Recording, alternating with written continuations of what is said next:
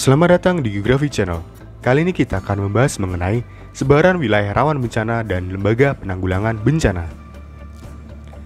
Daerah rawan bencana, wilayah rawan bencana, atau hazard region adalah suatu kawasan di permukaan bumi yang rawan bencana alam akibat proses alam maupun non-alam. Kerawanan bencana adalah tingkat kemungkinan suatu objek bencana untuk mengalami gangguan akibat bencana alam. Kemudian adapun ini peta mengenai potensi wilayah sebaran berawan bencana di Indonesia. Ini adalah tingkat resiko multibahaya, artinya gabungan dari beberapa bencana dijadikan satu menunjukkan wilayah yang rawan dan yang tidak.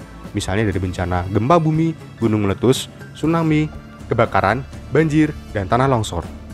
Pada yang berwarna merah itu memiliki resiko yang tinggi, yang berwarna hijau resikonya sedang, kemudian yang putih atau abu-abu memiliki resiko yang rendah. Banyak dijumpai resiko tinggi hingga sedang pada di Sumatera, Jawa, dan di daerah Sulawesi.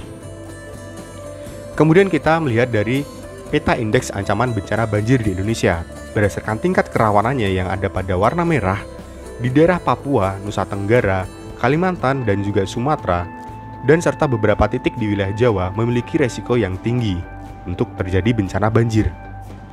Kemudian ada resiko bencana gempa bumi.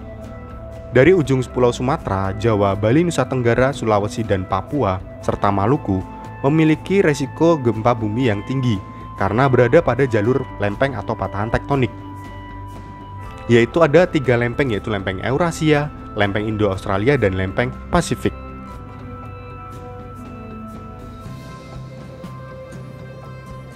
Kemudian ini adalah peta rawan bencana dilihat dari letusan gunung berapi. Ini adalah sebaran gunung berapi yang aktif yang ada di Indonesia, mulai dari Pulau Sumatera, Jawa, Bali, Nusa Tenggara, Sulawesi, dan ada di Maluku.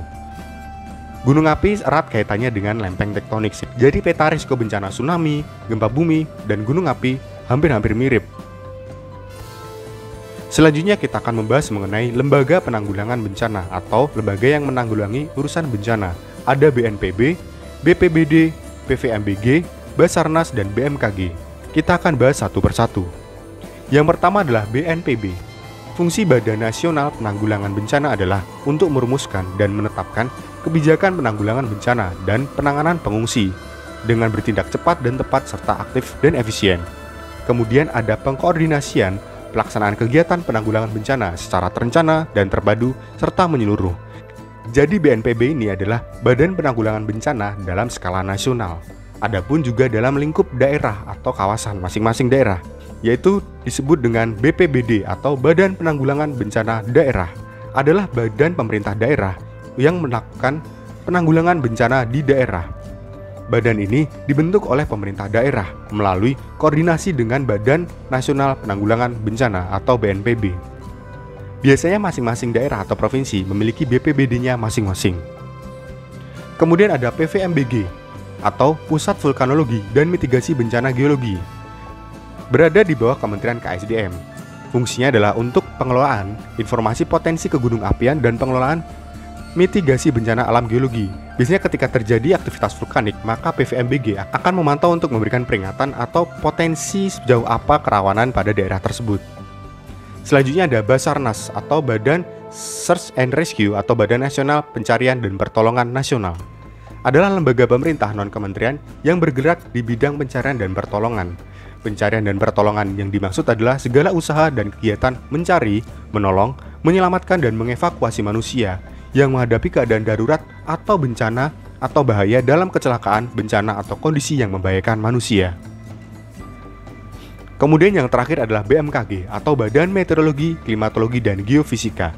Sebelumnya bernama Badan Meteorologi Geofisika atau hanya BMG. Adalah lembaga pemerintah non-kementerian di Indonesia yang mempunyai tugas melaksanakan tugas pemerintah di bidang meteorologi atau cuaca, klimatologi atau iklim, kualitas udara, dan geofisika sesuai dengan perundang-undangan yang berlaku. Biasanya ketika untuk memantau curah hujan, angin, gempa bumi, dan lain sebagainya, BMKG berfungsi untuk memantau gejala alam tersebut. Sekian, terima kasih dan glory geografi.